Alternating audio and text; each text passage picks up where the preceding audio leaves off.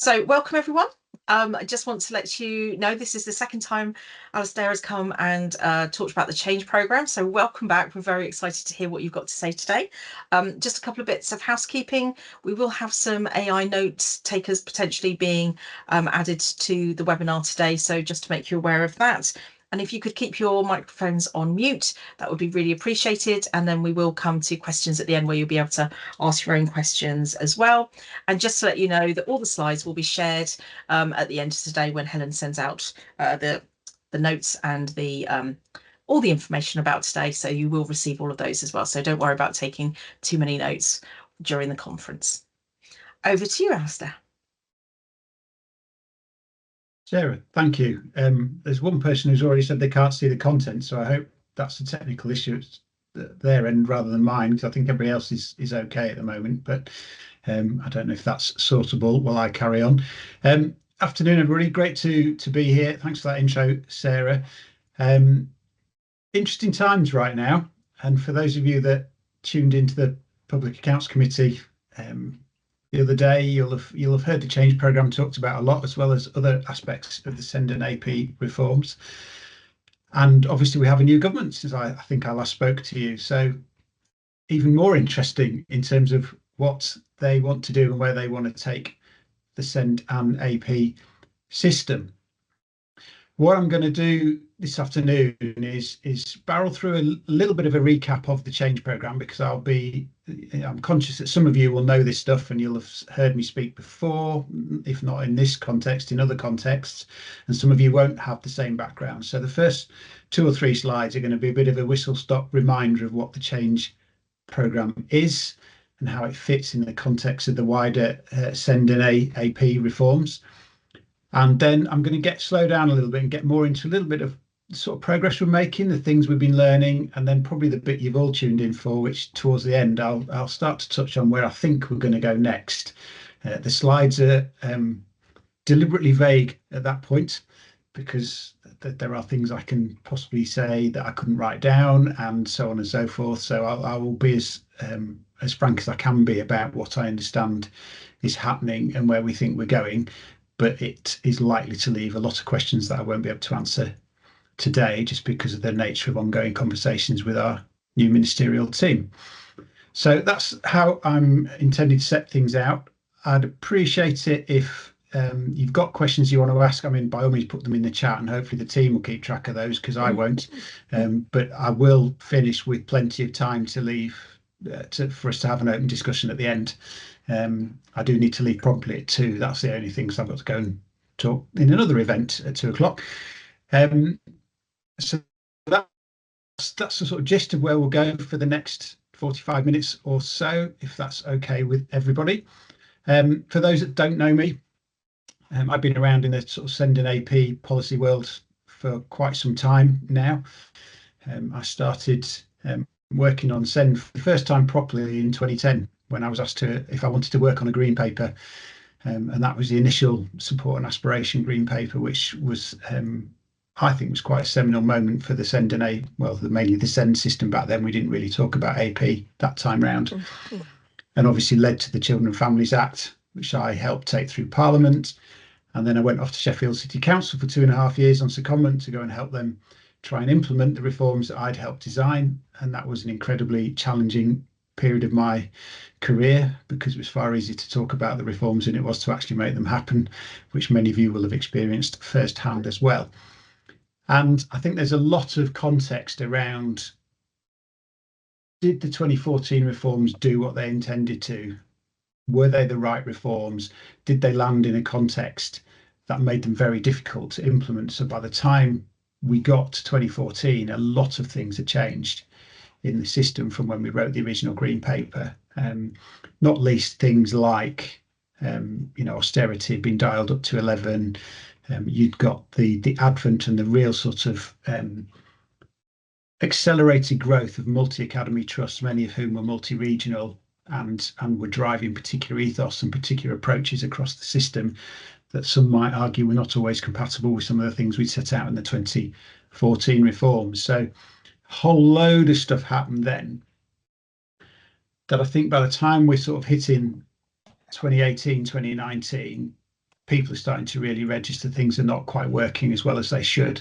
And that led us to the improvement plan under the previous administration, which basically went for a whole system reform. We could have a big discussion about how much of it was actually going to drive that sort of change that we all needed to see, but that's sort of where we were at. And there were three broad aims in that improvement plan approach. The first was to support and stabilize the system. So that was all about the immediate things we could do to try and, I wouldn't say fix, but at least try and improve on some of the issues that were there in the system. So that's, what were the send advisors doing, the what works in send stuff, all the things around the number of supported internships we had, preparing children for adulthood, and that sort of general improvement support that the department was putting into local authorities to try and drive that change. And that would include things like the safety valve programme and the delivering better value programmes, where it was all about some intense work with some local authorities that we felt were the furthest away from delivering what we needed to try and drive that change, to try and support and stabilise the system. Second element was around increasing supply. So that was about looking at the workforce. So you've got things like the Senko training, the new sort of push to recruit education psychologists and get them through the system, more AP free schools, more special school free schools, all of which are good things to talk about and all absolutely need doing, but it takes years for those to materialize in the system. You can't build a school overnight, neither can you train an education psychologist overnight. So those were longer term solutions to some of the issues that we saw in the system. And then the third element was to take a chunk of the concepts that we talked about in the plan and design and test them through the change programme, which is predominantly what we're going to talk about today. A key priority for that was really understanding what does it take to make that change? What's it going to take to deliver the sort of scale of change we're talking about? So can we test these reforms? Do we know they work? Can we evidence that they will work and drive that change? Can we build the evidence of what is needed to support local areas to make that change and to go on that journey? And then the third key thing would be, are we identifying and then able to address any unintended consequences thrown up by the combination of things that we're testing? The idea was we'd test it as a package and it would almost deliver, if you like, a prototype new send system. I'm not sure that is entirely how it's worked out over the last year or so, because it does feel a little bit fragmented. But we are still learning some stuff from it, which I will touch on as we go through. Just a quick reminder of who and where the change programme is. So we've got 9 change programme partnerships, 32 local authorities in total, a little cluster, a geographical cluster in each of DfE's 9 English regions. You can see those on the map, so I'm not going to go through those in detail. We're supported by NHS England, who brought some match funding into some part of the programme, the early language support, which I'll talk about in a bit as well. We have an evaluator, a consortium headed up by ICF, and then we have our on-the-ground delivery partner, which is a consortium called REACH, headed up by PA Consulting, involves Council for Disabled Children, Olive Academies Trust and Empower. And then I have 4 teams that are also out and about working alongside REACH in those regions. There's quite a considerable amount of on-the-ground support going into helping areas make the changes that we want them to make, as well as the funding we've been able to give them via the change programme, which is, give or take, it's about 6 million per group, per 9, per each of the change programme partnerships over the course of the programme in total. What are we testing? Well, from the original improvement plan, and obviously we've been overtaken by events, so as you'll hear in a bit, some of this is changing. We sort of group these into 4 areas. The first we called the enablers, which were about how do you set up your Send and AP partnership? How do you get the right people around the table to have the right conversation about what needs to change and how you might change it? How do you then turn that into a comprehensive plan that sets out the actions that those local partners are going to take to improve the system? And then we also had this idea of producing a national dashboard of all the send data so that it was really transparent how each area was doing.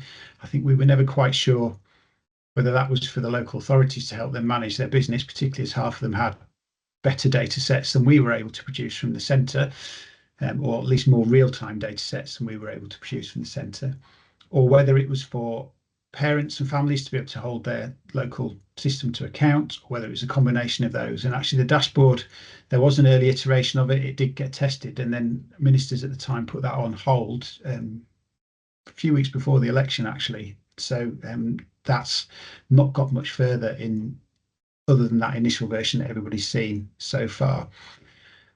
Then we looked at the EHC plan processes. So can we actually improve the format of the EHC plan, make a standardized template to see if that helps streamline the process? And that came with some standardized approaches to gathering the evidence to inform the content of the EHC plan. The ever controversial advisory tailored lists, although depends who you talk to, it depends what the controversy is around those, and people have different views of it. Strength and mediation, and multi-agency panels. So that was all about, can we make the EHC plan process work better and quicker, and more smoothly, to meet the 20-week timescale, but also to just get the system moving because there's such a backlog out there already. Then on the bottom right, and this will feature a lot more throughout the rest of my talk today, we talked about ordinarily available provision. That's a riff off the legislation that says you have send if you need something over and above what is generally made available. So if we make more things generally available, actually does the system work better, and do children and young people get support far more quickly without needing to go through, referrals for diagnosis or getting labels for this or labels for that. Actually, the system starts to kick in and provide support before you even get to that sort of stage. And we were looking at things there around the AP3 tier service, which includes that element of outreach into mainstream school.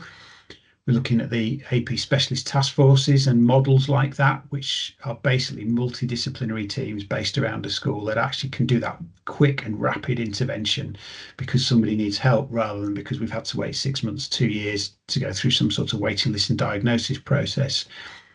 Early language support for every child, which is joint funded with NHS England, which was all about early years and primary school. And again, that rapid response, getting a team of professionals built into a community around a group of schools who can respond quickly when speech and language needs first emerge amongst some of our youngest children in the education system. And then we were intending to test the concept of national standards and commissioning. That was so far behind in development that we didn't get to a point prior to the election of actually having something to test. So that hasn't really gone very far at the moment, and again is another element that's been overtaken by events. So that's a sense of the sort of why and the where and the what. Going to get a little bit more into now some of what we've been learning. It's been quite a fascinating journey. I would say the biggest thing we've learned, which I think we all knew anyway, but actually we're now quite able to evidence it quite clearly, is it takes a blooming long time to set this sort of stuff up and get it up and running. And the big ticket items in each of the CPPs around, particularly around that ordinarily available provision, where you've got to change your system quite considerably and your approach quite considerably, have taken at least a year to get up and running. So you don't see many figures in this slide around those elements because they are literally only just up and running.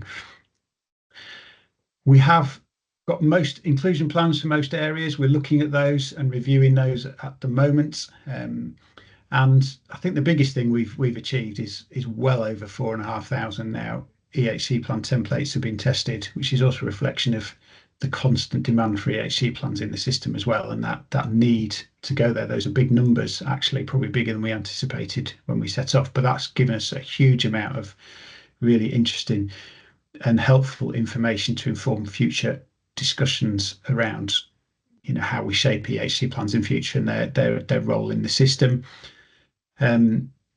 Things like mediation. I mean, it's fascinating. The strength of mediation in Oldham, for example, has had a massive impact and has really reduced some of the tension and the conflict in the system. And they've reduced, I think, their tribunals quite considerably as a result of actually doing that well, and doing it in a much more collaborative and co-produced way.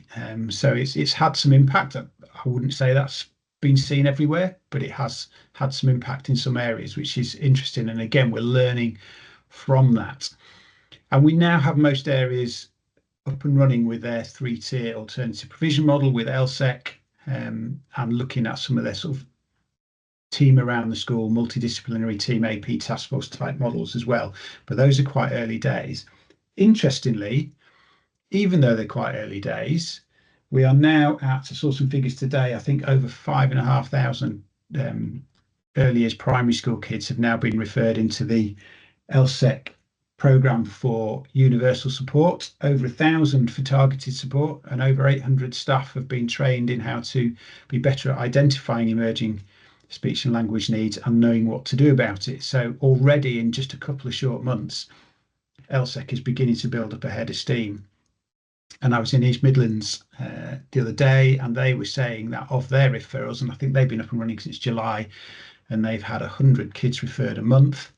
Since then, they're saying around 20% of those kids got support that was of so quick and so effective that the need that had initially been anticipated that they might need an EHC plan disappeared, because actually that intervention worked and got them back on track. They also said that 10% of those referrals diverted young people away from needing to go on waiting lists that would have taken 6 months, if not longer, to get them through to seeing somebody, because actually the intervention worked, and the satisfaction levels for parents with those interventions have been very high. So really early days, but some very positive sort of indications coming out of LSEC. And we always thought that would be one of the game changer models that we were testing, which is how do you build that sort of rapid response, professional response to some of the needs that are emerging in the system. So a few headline figures and metrics there. And then getting into some of the sort of insights and learning that we've had. Somebody said to me the other day, somebody quite senior said to me the other day, we didn't need a change program to understand all of this stuff.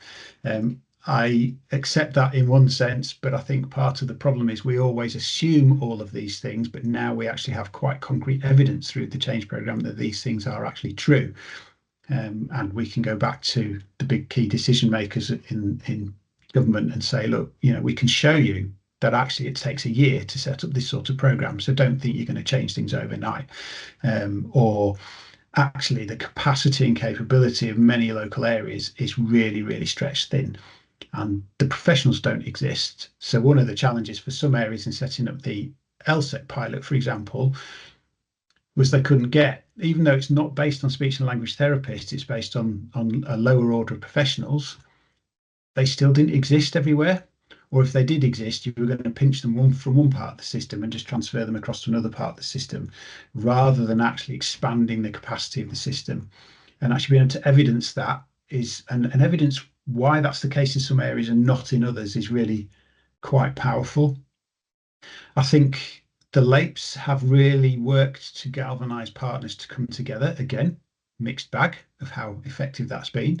But somewhere like East Midlands, again, where they've got health leading the partnership, has been quite profoundly different, because that's really brought health in a way that maybe hasn't in some other areas. And that's one of the things that we've really learned about getting that join up and momentum. And I think the biggest challenge has always been and still is, how do you involve a diverse landscape of schools? Gone are the days when all schools were part of the local authority education department, and so you had a single point of contact. You've now got different MATs, you've got different independent schools, you've got standalone academies, you've got academies that are part of a MAT where there's no other academy in that area that's in the same MAT. You've got all of that challenge. So how do you have that single joined up conversation with schools at a local level now? And I don't think we've quite cracked that either. Across the EHC plan reforms, some really strong support for the standardised template. And I think, again, though, a real sort of sense of capacity and capability of caseworkers working with families is very varied from area to area, from local area to local area. Interestingly, on the advisory tailored lists, which were always presented as being really controversial, I think the way we've tested these has been quite helpful. And I think there's been quite a sense from parents that actually having some advice to help them make decisions is really quite helpful. Being forced into a narrow band of decisions, which isn't how we tested this, might not have been, but actually, knowing what's out there and understanding what different schools can offer is has proved to be quite helpful, I think, in those areas where we've tested it. And there's been an interesting debate which is ongoing around, do you involve parents in your multi-agency panels? We've got models that do and models that don't, and there are all sorts of pros and cons to all of those things, as you can imagine. We can get into some of that if you want to later. The ordinarily available provision stuff, that's been mainly about how long it takes to set things up, and actually how do you shift the resources around. For example, if you've got a whole AP setup, alternative provision setup, how do you suddenly start shifting the resources if they're full to saying we want some of your expertise to be working in a mainstream school offering an outreach service to stop those kids arriving in the AP setting in the first place? Shifting that balance has taken time, even with the extra cash, to sort of pump prime some of that. And I think we are already aware, and this will be significant going forward, about how much confidence do parents have in a school's approach to inclusion. Again, that differs wildly from area to area. So lots of stuff we're already picking up there. And I think the final point on this I would make is, alongside leadership, which is always key. Every Ofsted report ever that criticises a school or an area generally says leadership is the thing that needs to change most. Is that sense of, we still haven't cracked how the other bits of the system need to work together in tandem to make this work. Schools need to work with us, local ICBs need to work with us, possibly other bits of the system like the youth justice system and all the rest of it need to work with us to try and make this whole thing work together. You can't send an AP reform in isolation from big children's social care changes, for example. We have to try and join this up to make it work. And all of that's been quite powerful learning, which takes me into, so what do we do with all of that and where do we go next? Part of the arrival of the election meant that we didn't publish quite a lot of the findings that we've got from the change programme. I think we produced one insights guide, and we were producing monthly newsletters that had sort of some headline stuff in, but we had to put all that on hold once the election got called, and we are just on the cusp of being able to start it all again. So we sat on 2 or 3 insight guides, which were the sort of feedback learning that we provided back out to the change programme partnership areas on the things that they'd been doing. So we're going to start communicating some of that again very shortly. And we're using what we've learned to inform and feed into the new government's thinking around Send an AP, and particularly, as you can see from these 2 quotes from their manifesto, around inclusion. And the one thing I can tell you with some certainty is inclusion is where it's at for this government. And so the direction of travel is right, not just in Send an AP, but right across sort of the responsibilities that DFE has, as well as across into other departments, because I don't think it's just us on our own. It's all about how do we build a more inclusive system, starting with a discussion about what do we mean by a more inclusive system, because I think if you put 20 people in a room and ask them to tell you what inclusion means, you'll get 20 different answers. So it's trying to really understand what do we actually mean by inclusion and what do we want there. And some of you may have picked up on the Secretary of State's speech to the Confederation of School Trusts last week. Again, this featured very highly in what she said, and she's made comments like we need to just stop teaching to exams, etc. We've got to start thinking about, what does education look like for our children and young people? What does success look like for our children and young people? And how do we build that as a much more inclusive approach to the way we do education, which is all really fantastic, but it's easy to say and a lot more challenging to do. So we are thinking these things through with ministers at the moment. And I'm probably going to talk a little bit around this slide without actually having written anything on the slide, just to give you a sort of a flavour of where we're going. Because one of the things that is really encouraging, although it also creates a lot of hold up is the Secretary of State is retaining the big key decisions on SEND reform as part of her portfolio rather than delegating it to a junior minister. That is a measure of how important this ministerial team view reforming the SEND and AP system and getting it right, and perhaps making good on the 2014 reforms, because there's a whole discussion about, are they the right ones? I think lots of people would say, yes, we just didn't implement them very well and we don't enforce them as well as we should. So that, again, we can have that conversation in a few minutes when I stop as well. So there's a big conversation around that, but also it means that the Secretary of State has that decision-making responsibility alongside, for example, the curriculum and assessment review, because you can't reform the SEND and AP system if we don't reform the curriculum. Well, we can, but you won't achieve what you need to achieve if the curriculum and assessment review also doesn't reflect this whole idea of what does a more inclusive system look like. So we've really got to bring these things together, these big ticket items together, and say, what does this whole package across the system look like? The bits that the director I'm part of is responsible for, that are very specifically about the SEND and AP system, but what about those wider things? What about where behaviour policy might evolve to? What about where attendance policy might evolve to? All of those things need to make up this package, and that's why we haven't announced very much so far, because these things are complex and we need to understand how they interact and how they work together. And a curriculum and assessment review, for example, I think the last time we reviewed the curriculum, it took about 4 years before you actually started to see things change in the classroom. So they're not quick, some of these solutions. And I think, well, we need to try and work out what can we do that is a quick fixes in the system just to improve things for those of you already grappling with support in the system. We also need to have some patience for some of these longer term things. You're not going to change the way schools operate overnight. But interestingly, the messages about inclusion are already landing, and some very interesting people are now talking about inclusion who would never have used the word not so long ago. So, that just the fact that we're talking about it as government is already beginning to drive some of that change.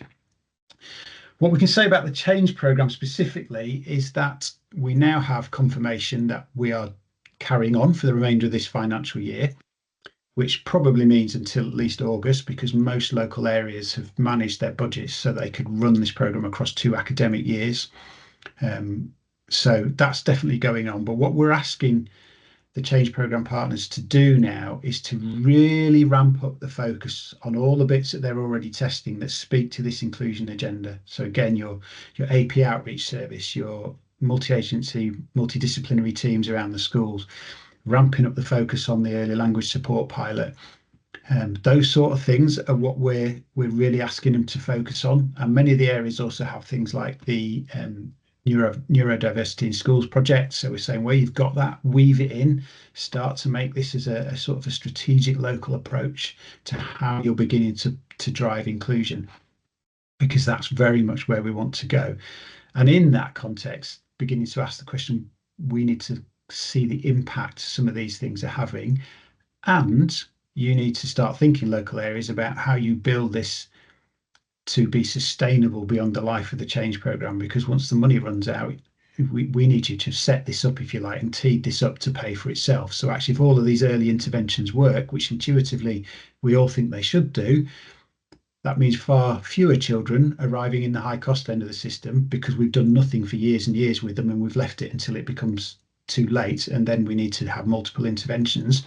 Whereas you have a speech and language intervention for a 4-year-old that gets them back on track, brilliant, sorted. They don't become the 15-year-old who's dropped out of school because their speech and language age is equivalent of a 7-year-old and they can't engage, and all of those things. That's a very blunt example, I know, but you get the gist of, if we can drive this inclusive practice and make it work, we start to rebalance the system so it works properly, and actually therefore reinstills confidence in families that it will work properly, and you don't have to reach for the statutory end of the system to get the support you need. And by the way, it's going to take you months and months and months and a whole bunch of waiting lists for diagnosis and all of those things that get thrown in the way as obstacles to stop things happening. Actually, if we can get this right, a lot of that starts to get sorted out by getting this inclusive practice right. So we're really asking the change programme partners to focus on that. What that means in terms of funding and accountability, all of those questions. Those are big things that are being discussed at the moment. How do you drive from national consistency, which is what the original national standards were about? I think that idea of national consistency is still there, but delivered at local level. And how do you create the right sort of tension in the system to achieve that? How do we go about thinking, better enforcement of the legislation that we've got? We can't just leave it down to parents having to go and fight it out via tribunals. We need a system where actually all the actors in the system are held to account. And when you think about the 2014 Act, you think about Section 19 that's on local authorities, you think about the cooperation duty that's on all the actors in the system, you think about the best endeavours duty that's on all the actors in the system, you think about the requirement to have regard to the code of practice, and you think about the joint commissioning duty on health and local authorities. You'd think that's 5 fairly fundamental legislative duties that sit on the key actors in the system, and yet we don't ever take anybody to task for not basically fulfilling what it says in those duties, apart from occasionally when Ofsted turns up and tells the local authority it's got to sort the mess out, and half the things it says it's got to sort out are things that belong to health, over which the local authority has no levers, or things that are in the school space, over which the local authority has certainly doesn't have the same amount of levers as it used to have. So there's some real challenges in all of this about how do we sort that out. And again, we are hoping that through the change programme we can begin to unpick some of that. So the final thing I would say at this point, and then I'm happy to have a good 20 minutes of batting some of this backwards and forwards and having a discussion, because I suspect you've all got things to say, is we are pitching to extend the change programme for at least another year. So from April 25 through to March 26, to really begin to ramp up this whole concept of testing out an inclusive system, a more inclusive system. And we've been doing some deep dives across the change programme areas, going and looking at some schools that have been highlighted to us as having good inclusive practice. And our Regions Group colleagues in the department are in the middle of doing a similar exercise now in different areas across their sort of areas of responsibility. So we're building quite a bit of evidence around actual practice, not just concepts or principles, but actual practice that drives a better and more inclusive system. And a real simple thing, I mean, it sounds simple, schools will probably tell me it isn't, is that every school we've looked at that has had a Senko on the senior leadership team has a different culture to the ones that don't. So we could conceivably say in 25, 26 in the change programme, I'm not saying we will, but we could think about, could we say, right, to all the change programme partners, we want you to get all your schools, and you can use the change programme money to help to get their Senko on the senior leadership team if they're not already there, because we think it makes such a big difference. So those are the sort of things that we really want to start to put in place, so we can really have that conversation about what's the responsibility of the local authority to build services around a school, what's the responsibility of the school to do things in its own context and within the classroom, within its own setting, to actually help here, what's the responsibility of the ICB to do stuff here. So PINS and LSEC are very much have a key health involvement in that, and we want to see that continue. How do we do some of those things and do them well, and get the change programme partners to really ramp them up and set, if you like, the direction of travel for the rest of the system? Because I think where we'll end up with is the change programme partnerships in that context becoming more pathfinding, because we're going to ask everybody to do this anyway, so the change programme partnerships are just going to go first, and actually set the tone for the system, and they can discover some of the bumps in the road before everybody else does, and we can sort those out. So when we say to everybody else, you've now got to do this, we've already worked out some of those lessons learned along the way. So it actually becomes a lot easier for everybody else to do. So that's what we're thinking. There's no guarantee we'll get that extension. We're in the process of having those conversations now. It's internal to the department. How's the department going to use the money that it got given in the budget to drive the various things it needs to drive across all of its responsibilities? I am quietly confident. I think at this moment, more than 50% confident that we are now probably going to get it, not least because the change programme got an awful lot of mentions in the PAC hearing last week. So you think, well, no, it's on Monday, wasn't it? I think so. I think given it got that much airtime, you'd sort of think that the senior people giving it that airtime would also then sign off on us extending it. But who knows? it's never always as straightforward as that. So that's sort of where we're at and where we're going. I think there's a lot of unanswered questions yet about what does an inclusive system look like and what are the government actually going to set out as a set of priorities. I think the Secretary of State and ministers are making the right noises. I think they're having the right conversations. And I think they have been quite clear that they want to do this in partnership with families, with local authorities, with the ICBs, and actually build this collaboratively together. Again, that's always easier to say than to do.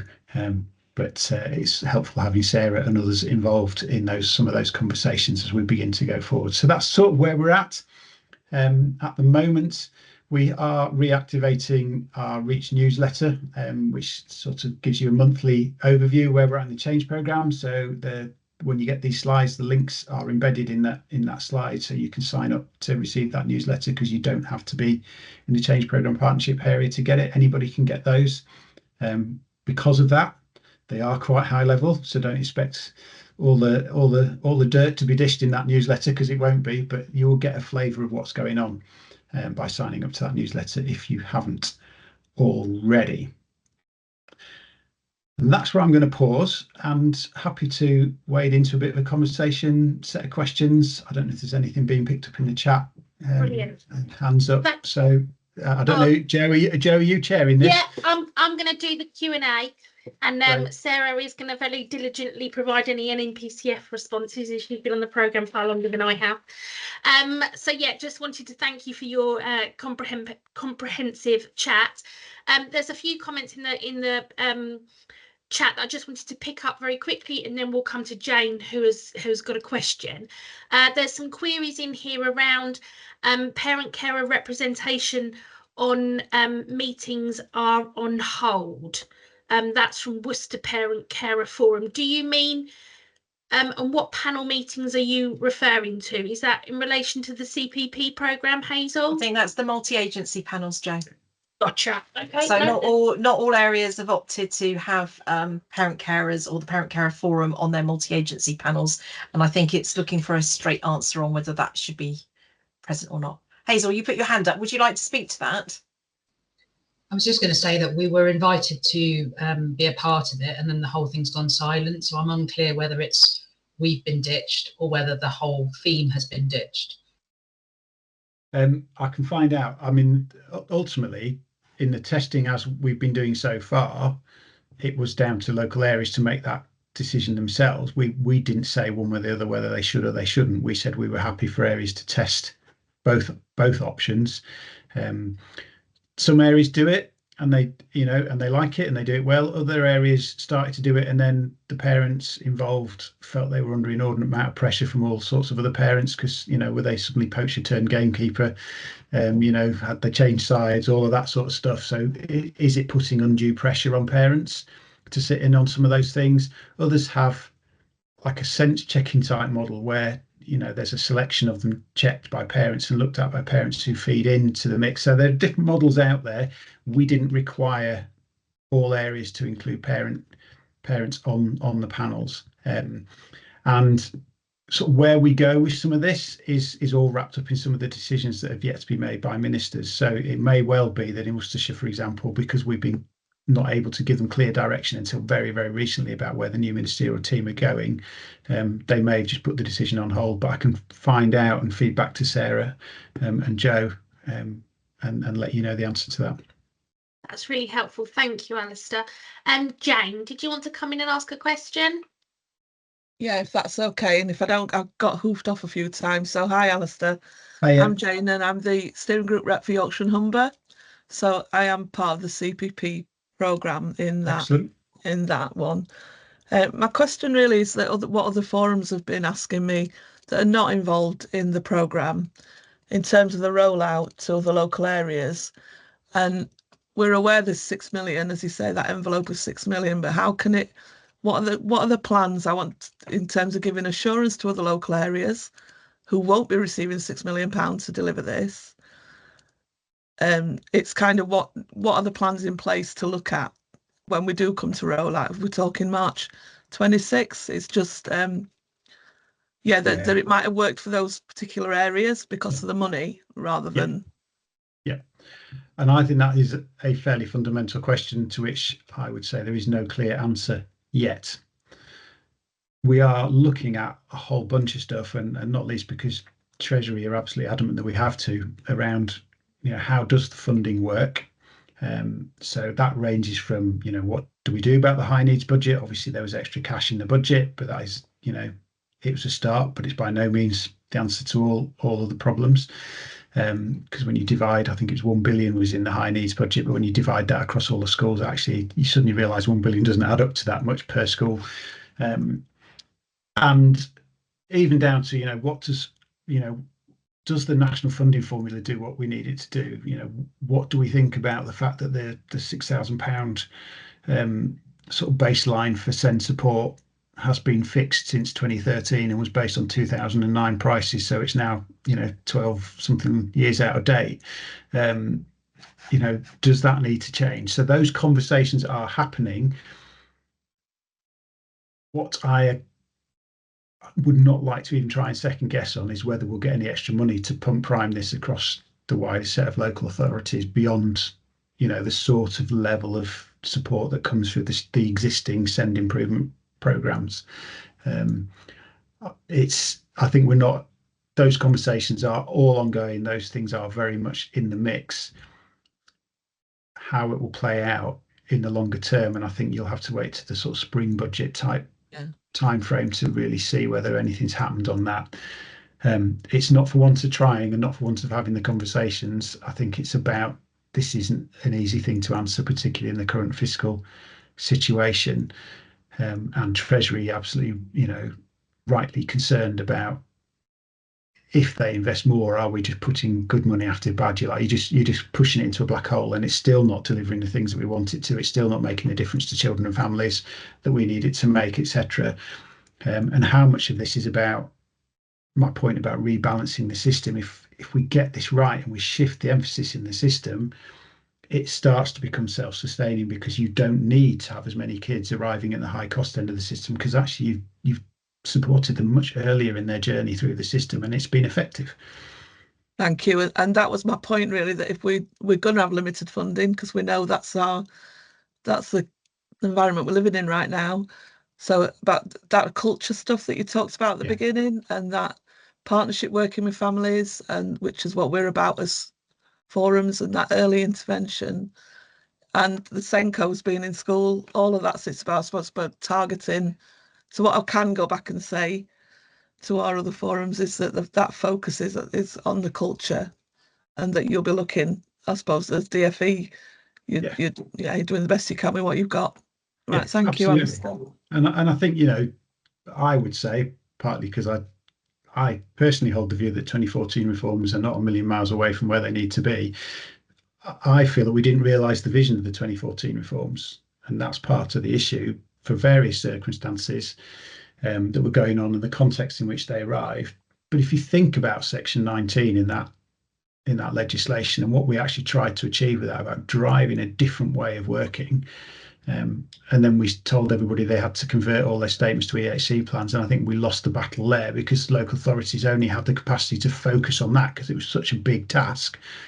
And then they ended up not being very good, most of the EHC plans that got converted from statements, or were just a cut and paste job from the statement, and it was all downhill from there on in, is what it sort of feels like. That's again very I'm caricaturing the system at that point, but it did feel that, what I want to avoid this time personally would be another set of processes that we want local authorities to follow, because they will focus on the process and not necessarily on the culture change. And we've seen that in the change programme. The thing local authorities in the change programme partnerships found the easiest to do was test the EHC plan template. It's a process and there's a template, dead easy. Build me a different way of doing AP, and it's taken them over a year to work out what that looks like. So it's getting that balance right between, let's not just assume this is about process. If we're going to change culture, we need to give them the space and the time to change that culture, and accept it will take time. Bradford, for example, who are in the change programme area and have got loads of different things, because they've got APSTs, they've got various other bits and pieces going on. They said it's been a 5-year journey. So this is when they started, before the change programme came along. It's taken them 5 years to get to a place where they think they have something remotely resembling an inclusive system. And I think that is a difficult conversation to have when somebody's trying to make the books balance over a 3-year budget cycle or over a 5-year political cycle. If you're saying, well, it's going to be at least 5 years before we can even build this thing, or before it's built, and therefore possibly even longer before you start to see the impact of it. And that is a very challenging conversation to have. But it's not 5 years before they can work with forums and invest in them, is absolutely. it? Absolutely. It's that culture again. Thank you, Alasdaire. Yeah. Thank you very much, Shane. Thank you, Alasdaire. Does anyone else have any questions or would like to come in? I know there's some notes in the chat that Barney successfully managing to do the panel subject to their capacity, and Ros, our steering group member from London, has also agreed that the reforms were never realised properly. And I think that's something we of the NMPCF have had a similar view of it and promoted when we have been discussing. Would anyone else like to come in and ask Alasdaire a question? And I Joe, rather, yeah. I'd really agree with that comment. You know, it's the accountability that has failed. You know, other views are available, but my personal view is that's one of the core reasons it didn't work, is that the accountability didn't quite kick in the way that we needed it to. So we didn't drive that culture change in that different way of working. And that accountability, I think I want to get off the sort of merry-go-round of we just need to hold local authorities to account, because the accountability needs to bite on schools and it needs to bite on health as well. You know, there are duties that they are required to fulfil under that act. And if you talk about, say, best endeavours, you know, best endeavours, if you challenged it in court, it would have to be, they would have to show they had used their best endeavours, done the best they could possibly do to meet the requirement within the code of practice, and had a really good reason for why that hadn't worked. It's not that we've got to, you know, prove that they didn't use their best endeavours. They have to prove that they did. So lawyers will say that's quite a powerful, as is the duty to cooperate, as is the duty to have regard to the code of practice. The person has to show that they've done everything they possibly could to meet those duties and have a rationale for why they didn't, in the end, do the thing that was being asked of them. So I don't know what the answer to that is. It's a big question. How does government hold the system to account for the legislation it's passed, other than through cyclical inspection frameworks, which obviously only come around every so many years and they're not actually very responsive in terms of, you know, if you don't get seen for 5 years, all sorts of stuff can go on, and that doesn't really help parents and families and children. So I do think, Alasdaire, some of that comes back to your data bit, that local areas don't understand the needs of their area. And actually, one of the things I would push for is a little bit more knowledge from local authorities around what really is happening in their areas, so that they can jointly commission, because otherwise they're going to remain in silos. Sorry, other people have got questions, so I will be quiet. I agree with you, Sarah. Sylvia, did you want to come in? Thank you. There's a couple of things. I mean, I've written down here that accountability was missing in the Children and Families Act, and then Ros put it immediately straight in the chat, and I thought, yes, well done. But also there are things that work against each other in the system, and one of the things that I put in the chat is that inclusivity is not included as part of the Ofsted inspection.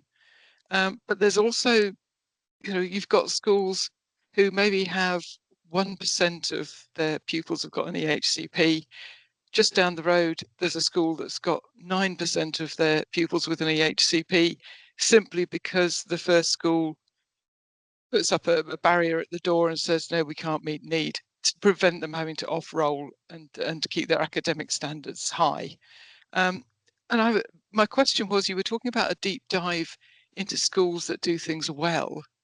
Can you also do a deep dive into schools that are not performing, and everybody knows who they are, just sometimes you're not allowed to say the name, to actually find out how, and particularly if they're maths, how the local authority can successfully challenge these schools, get them to maybe change their behaviour policy so that they are also becoming inclusive, because I think that is something that's missing. And I'd agree with that. And I think I made reference earlier to, if we're doing this reform package, it has to be in tandem with the curriculum and assessment review, which is about not just it's the curriculum and assessment review, and people keep talking about it's a curriculum review, but don't forget the and assessment, because that's about how do we hold the schools to account, what we measure in as success, what does that mean for the future of Progress 8, etc., etc. All of that stuff is part of that review, because that has to go hand in hand with this. And that is, it's the same with health. It's the question of how do you bring health in? It's a completely different department. You've got the Secretary of State for Health. His biggest problem is hospitals and discharge, and that's way, way, way more money than they spend on kids with special educational needs. So how do we get them to go, actually, this is a priority for us as well, when they're facing that huge, great big thing to do with hospitals, and we're coming along saying, we want you to prioritise this little bit over here, because for them it is this little bit over here, whereas for us it's a much bigger bit of our system. These things are really challenging, and I think it takes you into questions about which we know are being discussed. What does Ofsted pick up on inclusion? And their one big listen clearly got a lot of response on that, and inclusion looks like it's going to feature very much as part of their new inspection framework. Slight risk that they decide what inclusion looks like before the department's decided what inclusion looks like, so we're having to make sure that doesn't happen. What does that mean? The perennial question that has not yet been answered is, are we going to have MAT inspections? So we actually expect at the MAT level as well as the individual school level, and does that help with some of that driving inclusion and picking up? I think in terms of whether you go and look at somewhere that isn't working, I think we all know what isn't working. I don't know whether we need to go and say, we're coming to see you because you're not very good at inclusion. Doesn't sound like a really good sell for a bunch of officials to turn up on a school's doorstep, does it? No, it was more a deep dive into how the process can then look at this fact that the school isn't working, and how they get it to then work, and then learn from that, not just look at the school and say, yeah, you're not working. I've just posted in the chat, I am not endorsing this in any way, shape or form. I'll be interested in your views on it. But one of my Regions Group colleagues went to a school the other day where they said they worked to this quality mark on inclusion. And certainly my Regions Group colleagues were very impressed with what they saw. I've not really dived into it, so I couldn't give you any, I'm putting that there because it's something that I've come across, as opposed to anything the department is saying, we endorse this. But I'd be interested in if people know about it, and or if when they have a look at it, if you don't know about it, whether you think it's the sort of thing that we should be thinking about. Could we create an inclusive quality, kite mark type approach, which is what this is, to really mark out the, what good practice is and what it looks like and how you get there. I think too, there's something about, going back to the funding question that was asked earlier, how do you've got to give schools skin in the game on this, because if there's no vested interest for them to do it, then why would they? So, do you use funding conditions, for example, or do you say, we're giving you some more cash, schools, but you're responsible for buying and providing some of this provision that you don't currently provide? All of those things need to be talked about to drive that inclusive system. None of which are easy, and none of which have got straightforward answers, which is why I'm spending a lot of time waffling and not necessarily directly answering some of these questions, because we don't know what the answers are yet. But they are all very good questions. Thank you. I'm just mindful of time because I know you've desperately got to dash at 2. So we've got 6 minutes left and we've got 2 questions. I'm not sure we'll be able to take any more, but if you do put any questions that you haven't got around to answering in the chat, I'm sure that we can facilitate a response outside of this session. Lisa, would you like to ask your question? Thank you. It's not so much a question, it's more comment on the discussion that's just been had around schools and inclusion. I both run the Barnet Parent Carer Forum and Vice Chair of Governors in a Barnet school. So wearing both of my hats at the same time, I really can see the fundamental problems, and I totally agree that inclusion is where it's at, and that you can't get to inclusion without changing curriculum and assessment. And I think with the best will in the world, even the schools that desperately want to work to that model can't under the current system, because they're being assessed on themselves by Ofsted on a different system, which puts them really in jeopardy, and two, because they don't have the resource to do that. So in my mind, it all falls apart if there isn't that funding there for schools, and I just can't see how we can get around that, because they're already stretched. And I've been in meetings recently, local government association meetings, talking about SEND reform, where head teachers have broken down in tears because of the pressure on them, and the absolute willingness to help children at an early stage, but the inability to do so because they've been completely left without the funding, and putting their schools at risk of inspections failing if they do so. So I just don't see how sorry to be so negative, but I absolutely believe in the concepts you're talking about. I think that is undoubtedly the way to go, but I cannot see how it's going to work if we don't change some of those pressures on teachers and schools. Otherwise, I just think we're going to fall at the first hurdle. So not a question, just from my perspective as a governor as well as parent carer rep.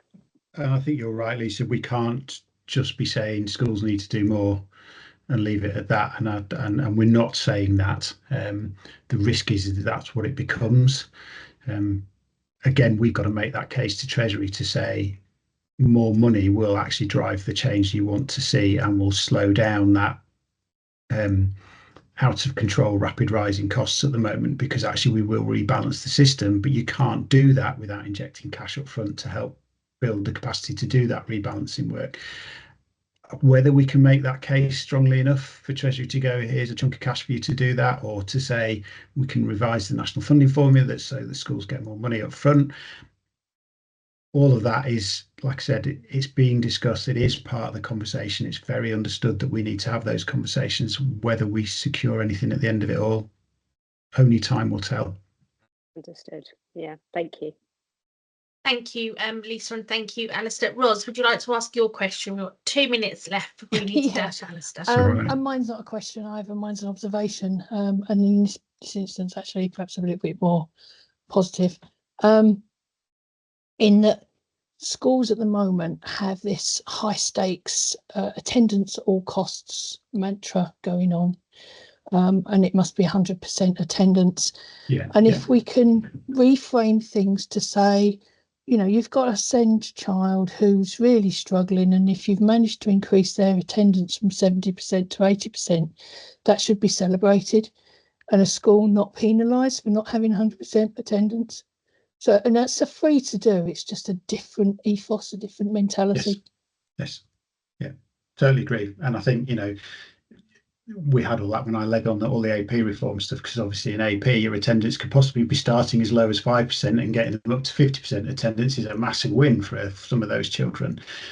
So I agree with that. And again, it goes back to the point I made that we can't reform SEND and AP in isolation. It has to be linked to the curriculum and assessment review. It has to be linked to behaviour policy, to attendance policy, and all of those things, and then outside the department to health and the others. All of those things need to come into lockstep to make this work successfully. And ministers are working on that. There are conversations happening across government at the moment with that in mind. Can we join it all up? I mean, you guys know how good government is at joining things up, so we'll do our best is all I'll say at that point. Well, thank you very much for joining us today, and thank you to all of the parent carer forums that have taken the time to join us on this, our second session of our virtual conference today. I hope you found the session useful, and as said, if you do have any questions, please do let us know. We will try and facilitate any additional responses outside of this meeting. We do hope that you can join us at 3 o'clock when we're meeting with Minister Morgan and Catherine from Dingley's Promise. But for now, thank you very much, Alasdaire. As always, your insight is most welcome and appreciated. And thank you very much for everyone that took the time to join and for contact co-hosting with us today. Thank you very much.